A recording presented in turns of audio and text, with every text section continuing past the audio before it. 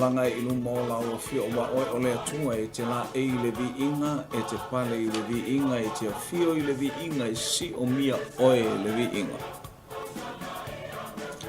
Le atua oe o le langi, ma le langi o le alefa, ma le omeka, o le mua ma le muli.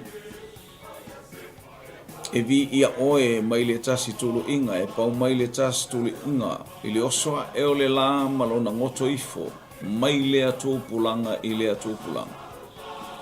Tuma watu ia te oe o mātou loto ma le anganga wha mau lalo ma le loto o Salamu. E alanga ina ai le ia le wha manu ma le wha aftai ia te oe no lau te inga I nei aso atoa ma mea umala u whaia mo lau whana. Mai fo I lato umale le ia o iai lunga o penga te whailangi o whaia na mātou mafuta o ia sa whaasoa.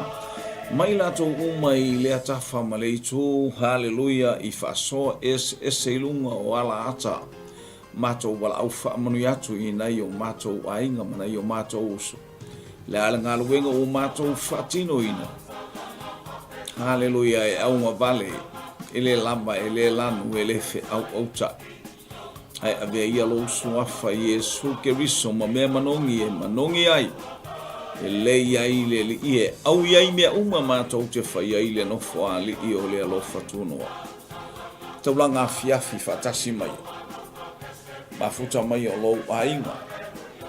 Ia fo I le vi inga ia te oe wha mangalo so mātou se ma so mātou a leu ono o Yesu. Amene ma amene ma amene. Fatalo fatu sa molo watu nuu.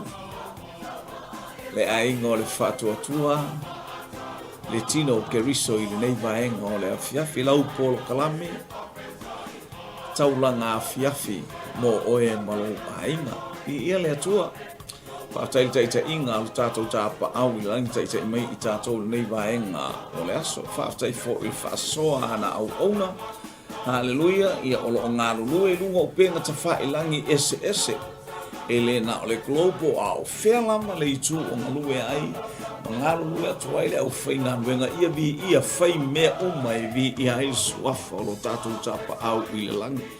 Malo le tau, ia malo fo I le whaasoa, whaaftai le au auna whaaftai le tautuanga, ia mai le langi se whaamlianga mo o tō ma I tātou uma. I uatu mea uma I le vi inga o le atua. Ai foi o tātou wainga nei Afiafi o whaasopoli e le malanga le maliu ma le oti, whaamawhana atu le atua. Wana o ia e whaamaise ma whaamawhana I lo loto o mawhatia. Haleluia oi fo ini mai, oi whale mai. Haleluia o le ainga o le whātua mātou te mana tua. Haleluia. Ta talo mo I lato I oba rafa o le whaamalolonga. Ele o liu e le o mabae o ana nafi o le nei Afiafi e o lava I le whaawau. Whaamalolo atu. I le mana o ona whaalava I lunga o ainga taitas. Ia, ano maia. Haleluia, se whaapuponga fo ni o le tātou Paul Kalame.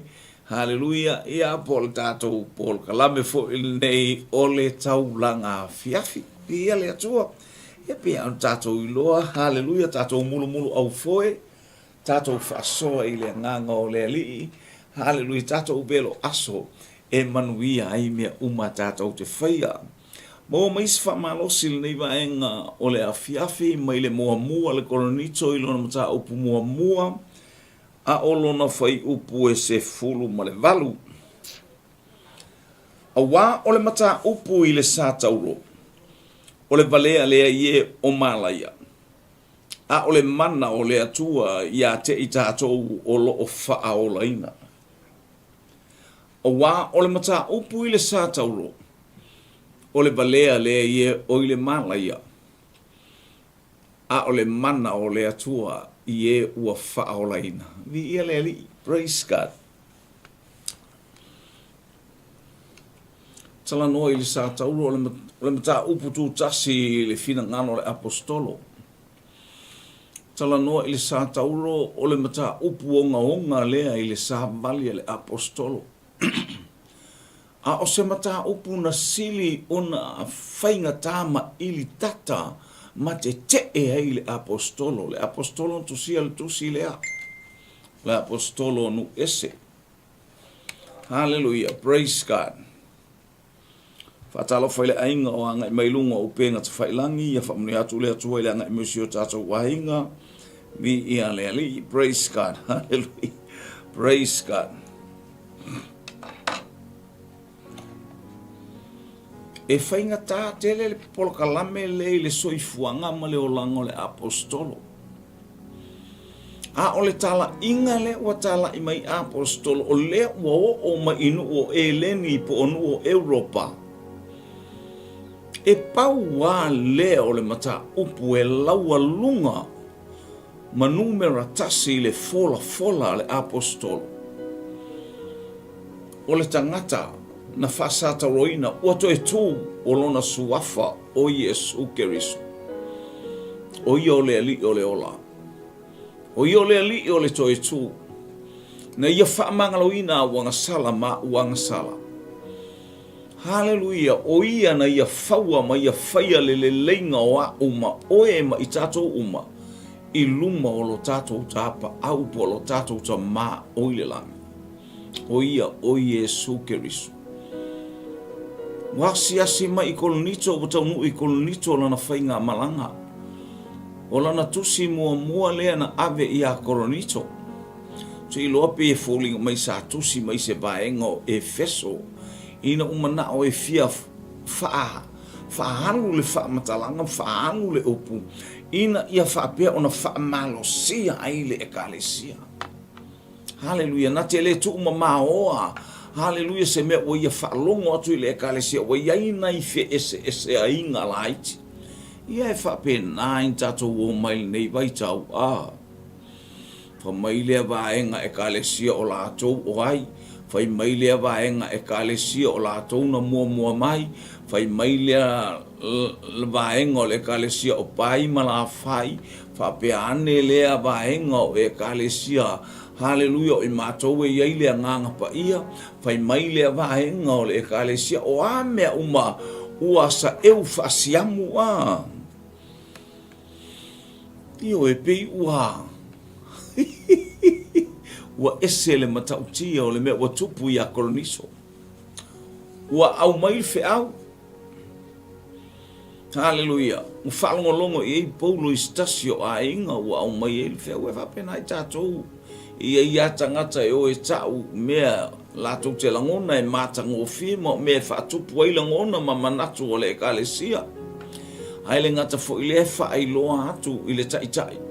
O le mele o whaapea, o le mele o whaapea, o le ale whainga o le mea o whea ele sao. A o whea le mea tonu, i ia le ali, o tala uma nei e whea ave ai.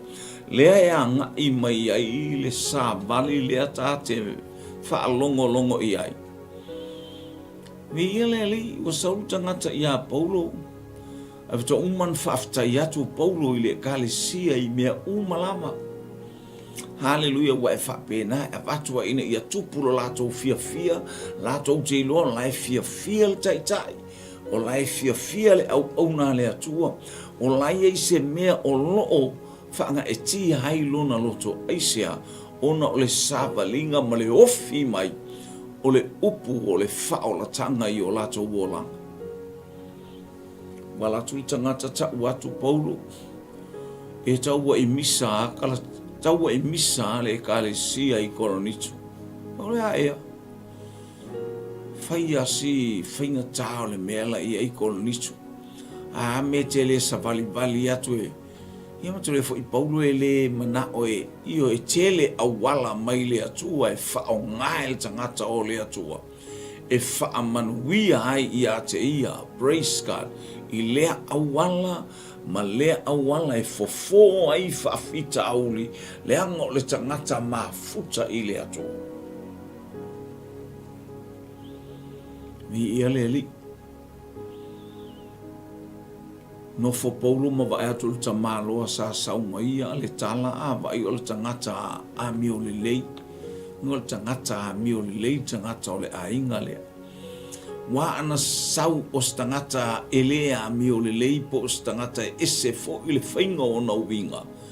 E tu i fesili a e Paulo. Ai Paulo ale o talan sa umal tamaroa. o lo iai le misa I to tonu o le ekalesia. O lo iai le misa I to tonu o le ekalesia. Apena fisili ai Paulo fua mention e Paulo o vaenga ua vaivaina iai le ekalesia ma ua fai gengi le ekalesia Samoa. E mea le manu'a ai tele o taimi ekalesia. O le fai gengi.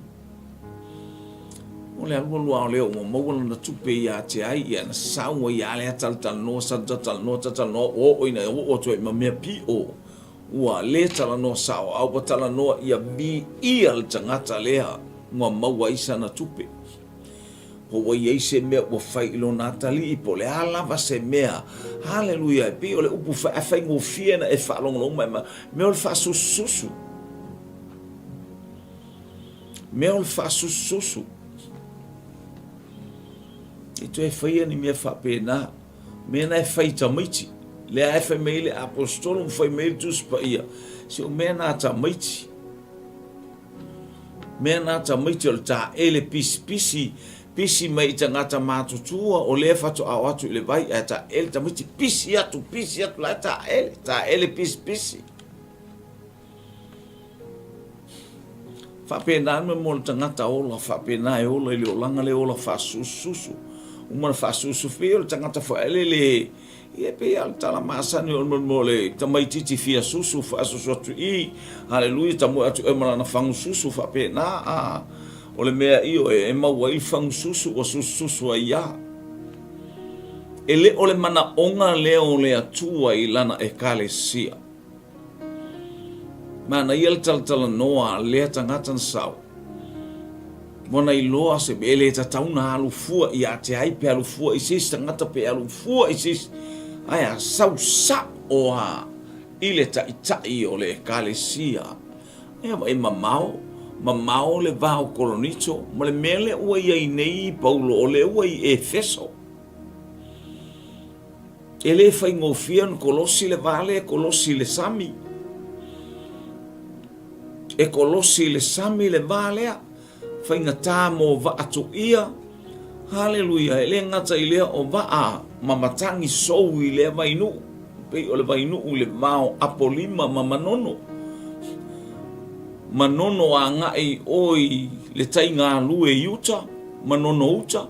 A o apolima fo I tainga le pole alu fo I a ngai sawa I tafua pe alu I sale lolonga. Ele whainga ofie. Ai Kolosia I altangata lea ono lea.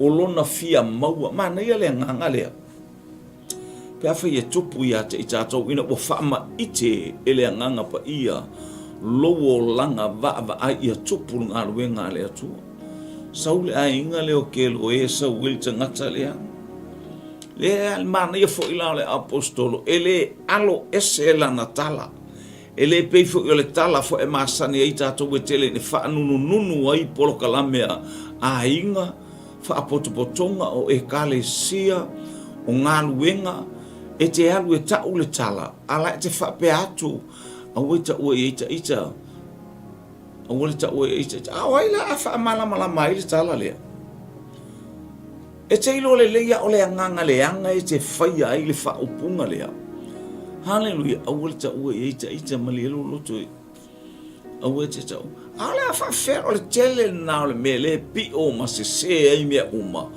uanu fo il tangata le wa le ma fai ona ta o le ngor tangata e ta tauna fa masino sa o ata o le ngor tangata o le moli mau ina ia fai le fa masino to o le tuna fa I utaia a fai mai tangata se sala e a mai mal tangata e moli mau e sau mal tangata e moli mau ma fuangana na o sofa ia I 𝚗𝚘𝚎 le fono a Santorini ina wala tau fai fasioti Yesu ai oso atu ia 𝚗𝚘𝚎 e fa fian tato fai le mea pe uma na le mata o pe fitu por fai pe fasu mo tupu anga ele limbas fulu na e tala no ai 𝚗𝚘𝚎 fa fian tato fai le mea le o le tu maleanga ale tato fono tama e tatau ona tatou whaalongo i tangata lela a tatou suesueina. I ona se mauna a leu ma mea e tatau wai on tatou molia, ma mea e le tatau ona molia i tangata. Tatou whaalongo. Ai oso mai tala a tangata ia. Ea, na i loa ai whea tu mai i o wa le anga le mafau le anga loto tangata ia o tau i aile tala, ai sea, ua lato i loa, e le ai ma se mea e sao i le lato wha masinonga le whai, a le la lato whai pongi sa ina lama, lo lato tau whai e su e masa ili se mea e fasi o ti ai esu. Ma aile awala tonu, ma aile awala sao, ma aile awala moni maile nganga o le atua e whai el suenga. E le mawhaina e suea na o suea i, alu lea e suea i. Hello? Mate te i malo mo mate te o te i le sau o le tangata o la ua o sai ai, malona to olua. O mai fa mai o ma o ma mai tamai fa ma vai atu. Fa ma vai atu ia te oe o le ama o ono ua ma le fia e le tintiti lea. Wana whaia tala wana bea ata e lunga upenga te whailangi wa ai mai e lo uto o lua. Ia mau i oe. Le dalal me la lua fa ma vai e se me la lua fa la ngo fai so el tintiti le la na mi o le ele a se mete popole ai fa tali o le a o maia o le a o maia le tintiti le la se yo tau tala ia la se yo ai le ngata ile tau en tatu tala noa fa toli sa ya o le ai fa ma mai ale lunga le fa mai le i le manna o e tala noa e tala noa e wa fa lo mole le te lo mai al se fa mai le manna o e tala noa fa atasi haleluya male teine le o lona winga postalo le fa Afiafi po ni tala was usta i lona to lua o lana te loa le me sa o e tauna fai ale la follow ia i le mele fai me e lona to lua. Hello? Ia ua le ua ele io a ua o wala aulia ia le tintiti le sau la le me wa ya lua i pu e lua atama na me wa pu e lua atama le tamano o le ama ma le o le ama e fai mai au skaili mo winga fa le mingao o le to inga fai mai le fa matalanga pasta te fa to esa tu mo fa manulu atu wa leva no le fato talale tatele i lo le fainke le fongi nga o tele wa leva no o le fa nga ina le telefoni le o la u numero le mala u page le e yai tangata a o tangata on mato a inga le fa nga le page le o le ita ia te o te lo le ita o tangata ia te ia no ia leli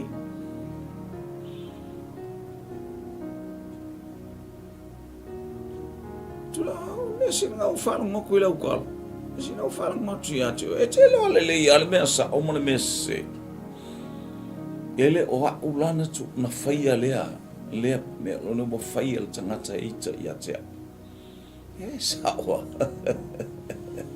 fa pena le nganga le anga ma te ui mai se awala se ui mai se awala se praise God ia le atu ia fatu pe mai la ia le fatu le wo fa longo tala le tene le ia maseme al mai ola wala a fatu ia na pa na me ngata ila u fa masilonga Nangana lua mai fa mai le o tala mai le teine. Ele o ia te ia le telefoni le ese ala ua le mana a o le tangata le na te iloa o le tangata o le la tau lava a inga le wana whaia le awala e wha le anga i wha manu ai le ainia na hata wha pia ni ia le ali praise te iloa e o a le unumari na o iloa i se se la ua e le tau tau mai fua e se la ua te ia o atu, te ia o ese atu. Ni ia le ali, ele lei le atua i teimi umana. Se le angon mo fai kengi, ese le me le angon susu e vale, ese le leanga. Haleluia, o se me te tau mo fai ina ia fasioti, ai le stangata ia whamtalanga ma upu. Fe aua le atua na mata upu i le sa tauro. O le valea le ye o i le malaya. A o le mana o le atua ye ua whaolai. Te wamia pe o le kana isia, le ufa me ua o isi o le vaenga Paulo. Ua o isi matau abe o le vaenga kefa. Tano ia kefa e tano ia Peteru. Le ua o isi ma abe o le vaenga Apolo. Le ua o isi ma abe o le ainga Keriso. Ua fai vaenga. Praise God. Ele o le fina ngalo o le atua o le misa. Hallelujah. O le fina ngalo o le atua. Ia outou fealo fani. Ele ia fio i Yesu vabe mai Yesu. Ia outou fealo fani. Mai no leo Paulo ele na upuleo mai e Paulo. Ele o malili o tou loto ili satau. Ele o malili o tou loto, ele o whaamalie ina i lau whaalongo le meta ua o le sa tauro o Keriso. So e whai tau atua ina ia e maua mai ia le.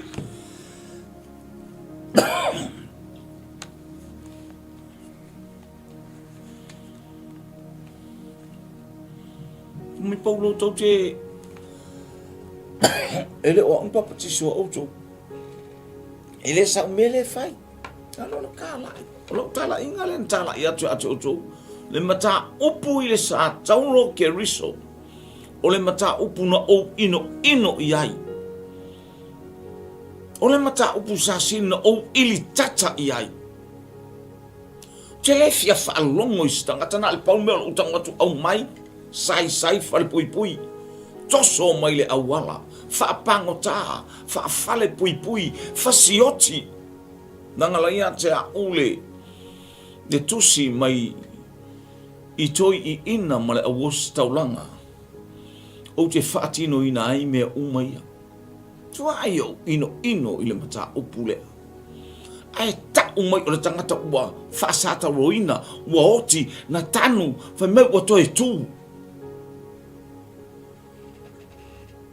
Hallelujah hapena tato Tele taimi sa tatou mafatia ai. Hallelujah tatou tautala ia to mai se malolo. Kasi ale loku ile ngungi. Kasi ale loku ile ainga ngai. E o uma ia ka ngaka vai eu to sauai mal faa. Fa vale malo si o sauai mal a. E wa tau mafai tangata e ui mai fa pe ta ofi ile aka ele ki Apolo yang mei e fai mai ka ngaka ailo ua valea ato le fa mai pau a ole mana ole atua ye ua ole mata upu il sa tauro ole valea le ye ole mana ya awangi koko e o se siloku awangi koko e o se kapua inga ole kapua inga ngei na au mai ele loku i Samoa ole kapua inga ngei hallelujah na lale o ayo lo uso mo lo ko finge kala lele o tatou umae mana ole atua tatou te o e tala ile tala lele. Ele mana ole atua e te e ta umaini a uso pe ta umaini tua whawhine pe ta ua maini mea na ola mai ai mātua. Le ai. Hello? Ole a nganga pa ia na te whaalau te leina le tala le leia le atua. Ole a nganga pa ia na te whaamalo sia le tala le leia le atua.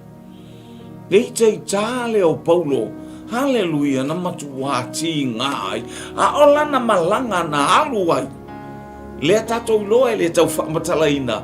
Le malanga paulo i le ala i tama seko i le ina. I le ita. Hallelujah. E whalogo. Awa te I paulo le ai atu. So le sawa ia ke ia le. E sawa le malamala. Vai atu wa te le. Vai atu wa ova aku ngai lo le malamala mo le la. Wale mawhaina pupula. Pasasa I lalo marasolo. Palasi I lalo marasolo whanua. Wa tau tango atu. Ai tau tango atu. Wa palasi ai. Sasa I lalo le tino. Le moli mau ale apostolo I le winga o le sataulo. A o le mata upu I le sataulo. Langa le ilo ai paulo le valea le la ka alo ai ko I inga. La ta alo ai le austaulanga male o le vale I o lato mafau mo lato loto. Wana o le loto leanga ma le loto palapala ma le loto elea. Pe afa alongo I le tala e winga I le apostolo. Hallelujah, praise it. Pe afa alongo I le tala e winga I ai Yesu Keriso.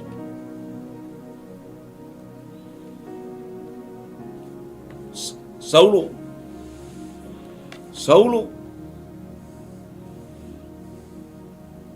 Leli ie. Oi. Oa'u o Yesu. O lo e sawa mai ai. E te iloa ea o le mea. Whainga tai tangata o na ai tui. Sole. Tau lia mawhauwhau ngai o le apostolo. Fefele ka ngaka le o ke alu nge su e mo walu e fasioki kang a le o whaalongo na o le atua I ailo na si ufongo wa pepe o le angelu na tala noa ia apero amo e abele tama o upu ia na ilo e paulo e saulo lea e tala noa mai ai le upu le atua ia apero amo o au olo manua papa o au olo talita olo oa e matua tele. Amene. Yakopo a o iai peteli tu ia lunga. Praise God. Hallelujah. O te iate oi mea uma e te alu iai. O te toe fafo ima iate ole leo le falongo iai. Wana ole atua e fetalai Mose.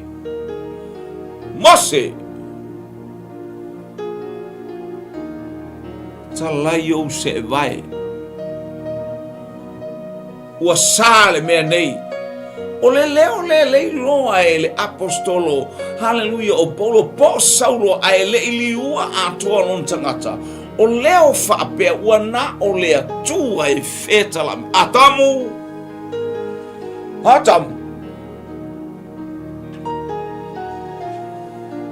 O whea oi. A in whea tu atu e wale iso ie. Iwe whea kupove ua male lava. A in whea tu atu e wale iso i whaka ngai lona ngā mea ole ie.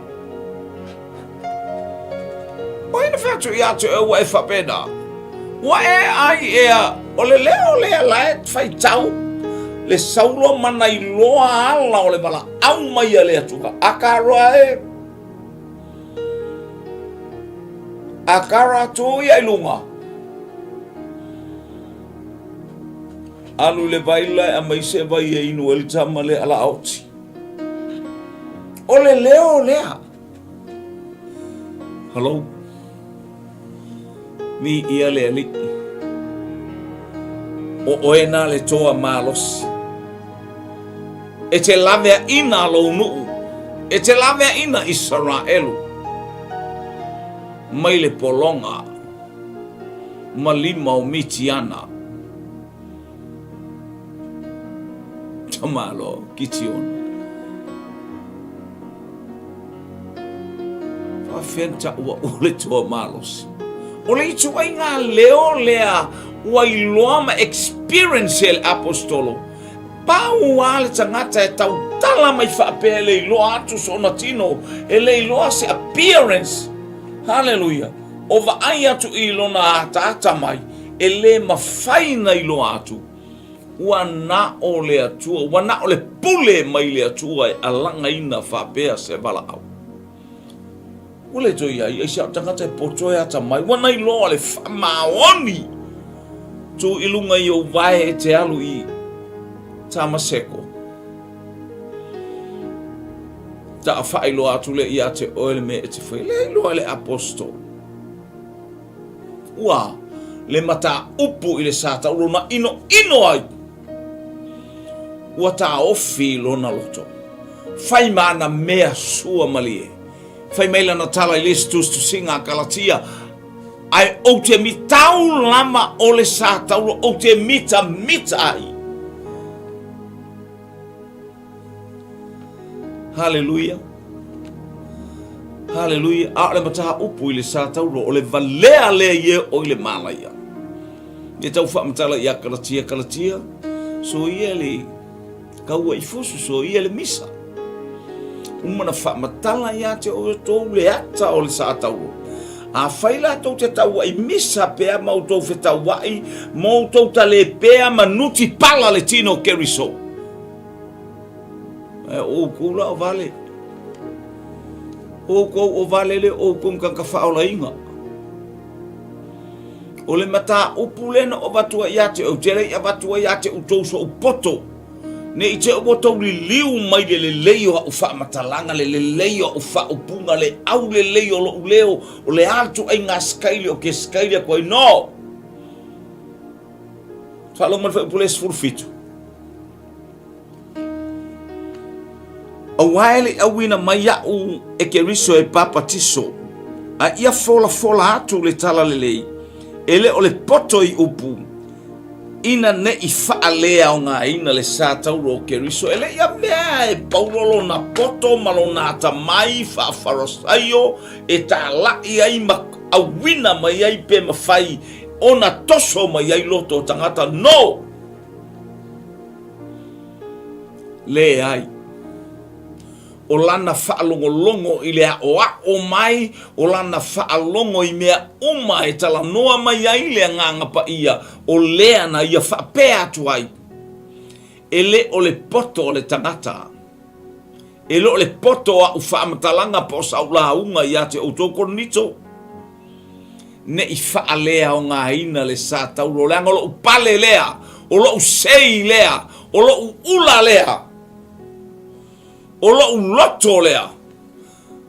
O le mata upu I le sata uro. O le valea le ie o le malaya. A o le mana o le atua ie ua whaolaina. Ele le atua. Praise God. Hallelujah. Le tala inga Paulo I le atafa ma le tu o le kelope. Hallelujah. O le tangata o Yesu Keriso o le tangata na whasa tauroina. Hallelujah. Praise God. A ua whaima lawe ina ua whaima tongi ola mo I tatou. Tele o toi ola.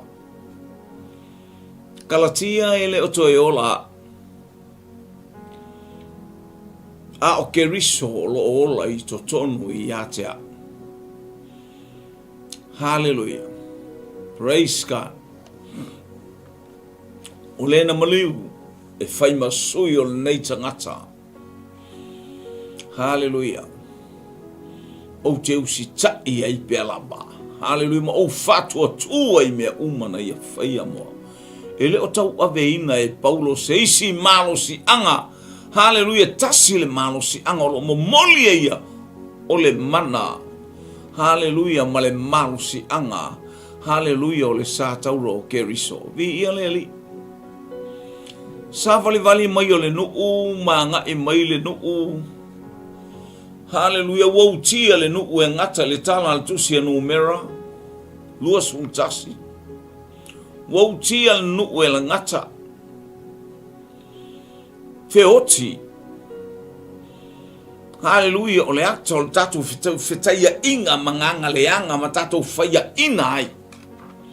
O le ata ngar sa valinga mai a Israel. Faya ina I ngata. Faya ina I le nganga le anga.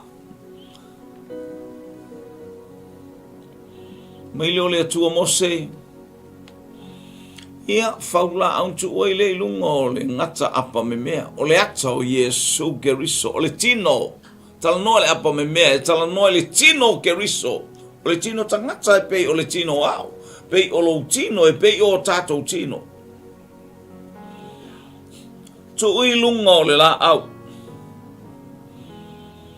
A ul te ngata whaile nu a u le ngata tilo ile ngata apa mea. Amene. A u le ngata le te ngata va ai pe tui le ngata va ai ile ngata apa mea la tau tau. O asese o afafi tauri o ani whaingata. Focus. Sila matuli matai le ata o Iesu Keriso. O lo wali I ma lo whaola lai tau mai lunga o le sa tau roi le ata lea. Hallelujah. Tangata umala bala na utia le ngata wai lava so se tasi a le whalongo e oti a. Langa ia le whalongo le upo le atua boa momoli mai. Le whalongo le tanga ma le upo le atua. O le tu waso tau te le whalongo ai lo usi ufonga. Tau te malaya. Whalongo si ufonga o le atua. Manuia. Amene. Whamanuia le atua ile. Ile pokalame ua taatia e mose. Aisi alanga mana ongone le atua ia usi ta il tangata. Na le lele malangata u kilo ya. Kalu walanga ia u ai tilo e whape na ngalu wenga whasala veia le ti a polo male nganga leanga. Wa nganga leanga whaso e sae whafia ngai mai tatou. Tilo I le ta mafa ma ngalo atu lo uso falo kore kukui mai lo loko se kala e kasi se kala lunga upenga ta failangi a e toe mafatia ia le tangata ia na tala e fai o ana tala e tau mwhai e whaavi vi I ai le HRPP o ana tala e tau mwhai e whaavi vi I ai le FAST o ana tala e tau mwhai e whaavi vi I ai le ale ngolisi por kalame le il safapito fa pena o le manatu o le tangata ona manatu mana tala mana upu e failunga wa tili aya le ngata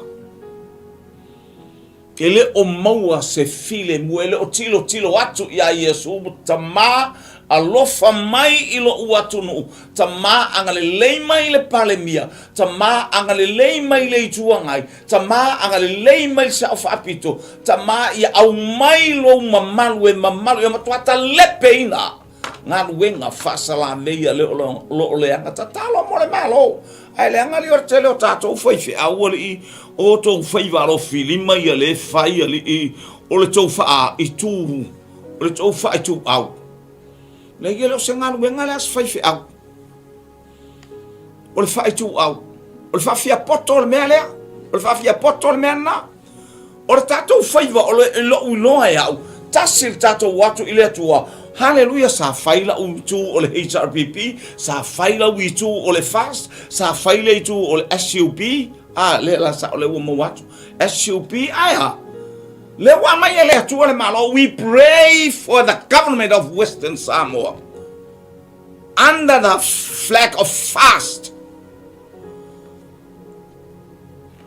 amen tato tano la si le malo ya mai o la feta wa ya e ko fe ku ya ma ko ki nga ya wa chili ai wa aka le nganga le anga elo o ila le nganga le se me ka aya lo wa inga tato wo mai fata si o la FAST o la HRPP o la SUPPP o le wa tato wa ai wa tu la ile malo mai le tu a fai tu fa lo mfie fa lo mo tu fa lo te le atu ya te oe amene o aso ne wa tato ai o aso si ia ile tawa ele tasi nu ile tasi nu le tasi ainga ile tasi ainga le uso le malo la sa fa lo le langi ma le tafa o le langi war around the world hallelujah ese le fama ondi o le upo le to val tato mimita man tato oli tato va ai le fama ondi o le upo le tua a eso I fua ma ogola A ole mata upu i le sa taulo. E leo whaasaka olo inga lau ka ngakari. Ole valea le i o le malaia. A ole mana ole atua e malama lama i lau wa ai e malama lama i lau pupula. O te oli ai mo whaatali tali i lau atua au e whaatali le ali. Hallelujah. Whawhauina lo lato umarosi. E ti ngā, ele whape a tato wo ile li ina le ile ti, tato te ti ngā, o le whai tati te talangona e ta ita, ti ngā ilo te wa ai, ilo ta lofa atu ia te outolo te tō te whe, ai nai. O lo whape a outolo popoto ia outolo tala ma outolo whaupunga, ai le ai. Ua matua o val tato vai male valea. Leanga e leo whaasa tauro ina lo tato tangata i to tonu. Whai mai Yesu. Whai mai Yesu. A o sefia muli mai ate au. Amo lona sa tauro i aso whai so. Everyday life. Daily.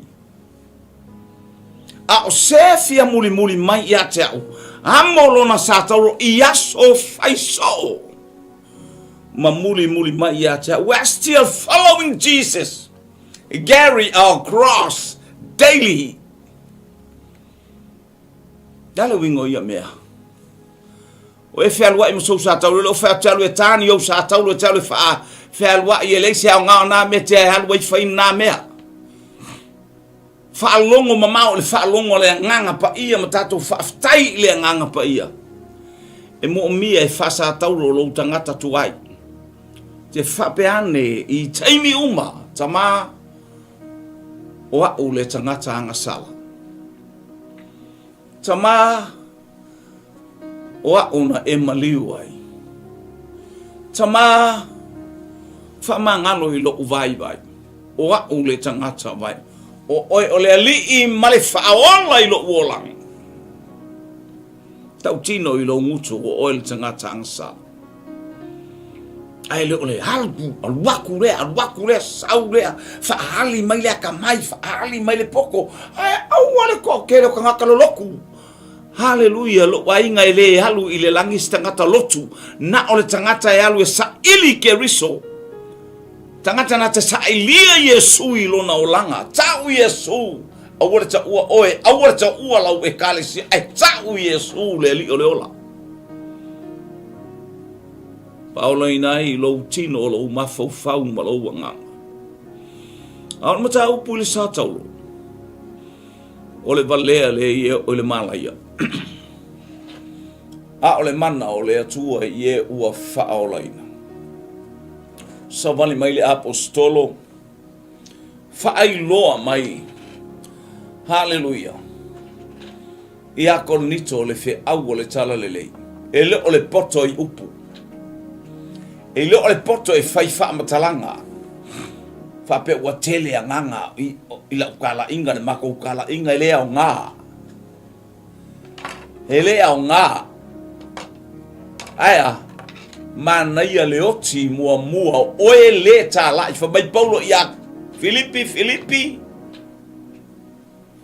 Tau ina ia tusa la o jo wa mio. Kako wa mio ia fai everyday ya mio. Hallelujah. Wa tato wa mi o faia so uma. Hallelujah. Ia tilo o tato tangata o le tele o tato tangata e le mana malama le tuspaia. A ia va aia o ngā luenga e fai o tafe atu ai le alofa. Fa tino ia i le alofa i tangata. Fa tino le alofa i so o setas. Hallelujah. Ele o se me tu ua le me o tupu ne ia Samoa. Ala le kupo bo ia kungu. Four corners of the world. Everything's happened. What Jesus spoken. Hallelujah. Tala noa ma ia Yesu. Sa tala noa ma ia Yesu. E tutupu ia mea. Matangi, afa, lolonga, mafuie. Hallelujah. O taua, o misa, o nge whaamai, o le fia ai. Hallelujah. Tato wa ie. Hape o ita le ini mea ta oni homeless i Samoa. Ya leo tatou ai sia. Oka ele o to se u. Ele o to se fa. Ele o to se ufi. Ele o to so se mete to ma e fataltali. O le ata na le fea o le tua. A o e fatali a yo va toto. Ko kore ma manga ko kore ko nga fai. Ku sale le ya le kano ma le fai. O ngo masinga ko ya va ko sor ko mo. Fataltali la wa ba ko ai fa. Ina wa ba i tu mo le fa. O ye fa talo tai fam tai fataus. Fa mais masina fa fai. A la vai la ko ya la kan ko saules kai oka. Wala i titi talo to ice ya. Ngalue ya nele na feru a ka ungo fongo for au ka for te wono for no foi tafa yelo fa lo le ta fa mai leo ana na fi anta fa ye mai leo wono i to a berni me mata ngata ia ya tangata nei wo tupu le leang e tele ta mai to la unga so oi fa pui ai ta savan mai pasta fa sei mai lo muku i pa i lo po mai yo po oi la me ke pasta so mai ai mo fa ko ko so fa nga ya o nga ya kia u ale wa ya fa pui e ko sa fo yo ko so nga au mai oi ale fo e sa ko ai au ngi e ko sau e ko ai si ya kia u pa me ki fa kar ai nga se oli oi ma fa yo ni chamai ti bole se me ai haleluya sai vanga na mai tanga na fana na mo ya ua leo nga wa le au lo lato po le o le fa le tonu o le tausinga haleluya pen fana mo ya o fa pele man mo no ortino lo fa praise God ele ya sana ya me fa ina le o la le o matua o tauno alo fa ya a o tangata ya o lo ba le e mai se tama mafafine tala vou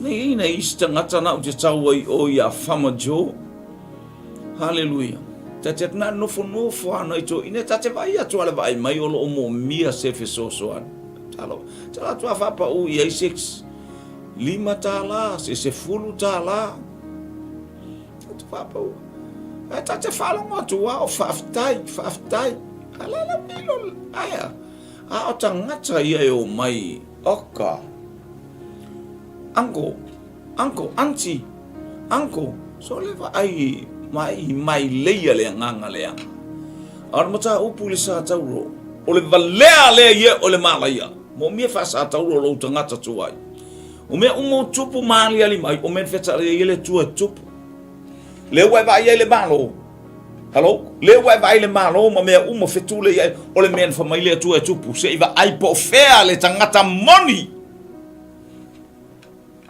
Hello. Ile mo al konito aron ta opes full ma le tasi a sumalua. Praise God. Mata opes mo tasi aron fa opes sumalaiba. Hallelujah. Se eu feita o tu fa uma el tato polo kalame mo kol nito ta upus fulma de tasi mo kol nito ta upu os mole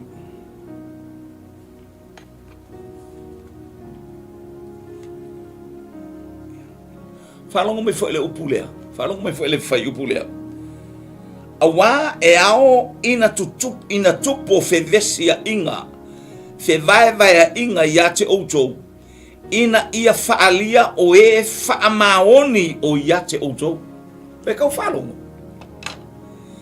ya mai le tua me uma ya o le malo samo me mai le tua orders from God to find out the truth se iva ai tangata faamaoni lai ton Halo, o tangata ngale lei o tangata alofa, tangata na tele fatu puina le vevesi na tele fatu puina se vai inga. O le tangata ea fasa tauro lo da tangata tuai. Oli le o afi taifta ya itama fa time o fa fita uli. Samoa o la utatalo le atua.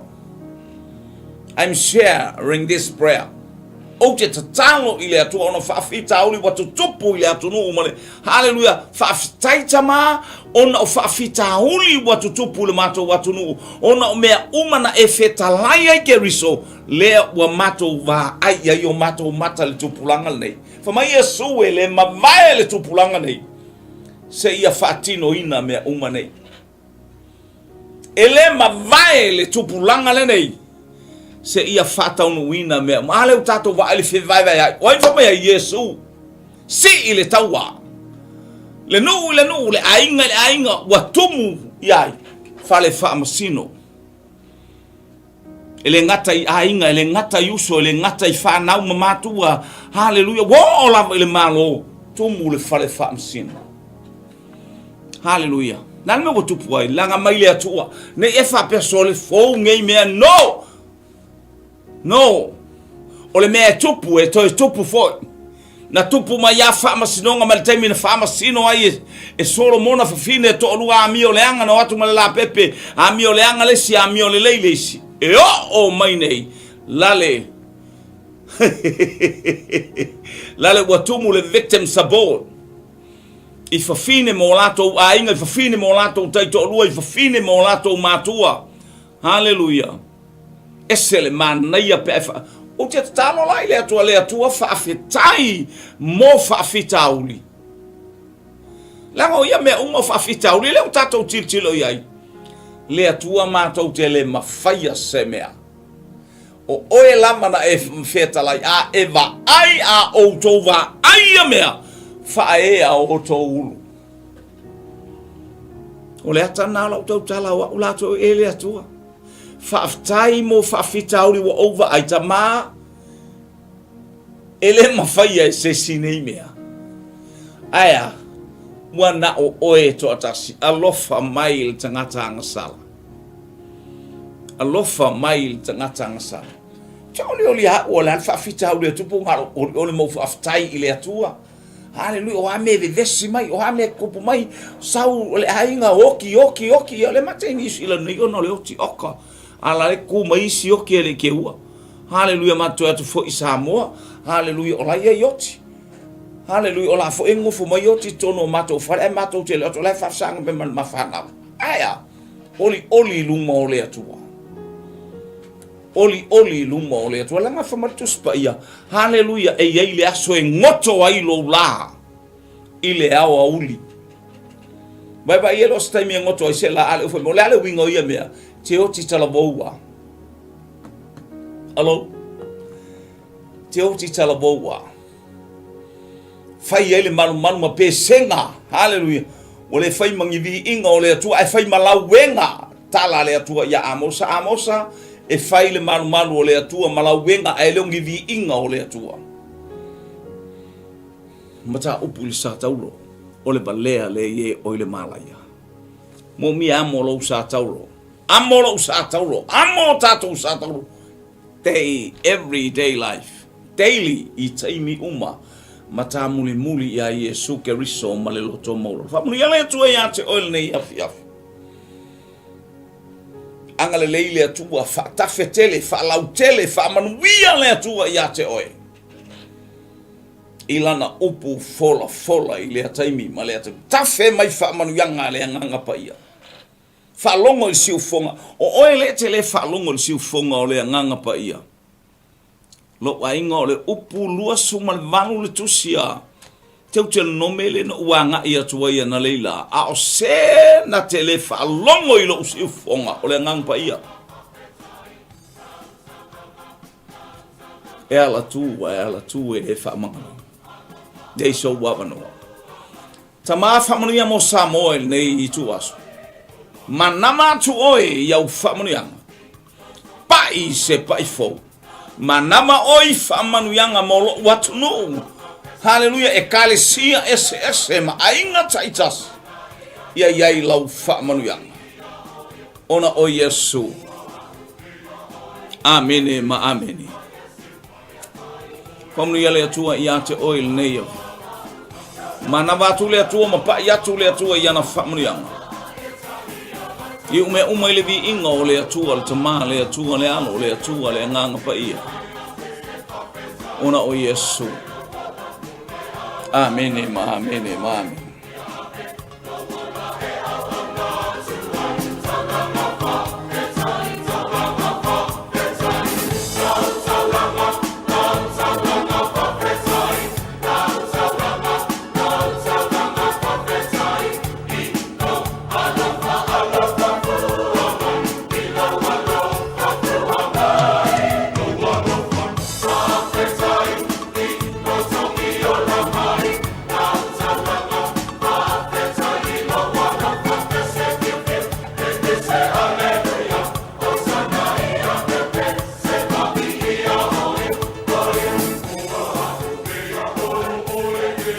Praise God.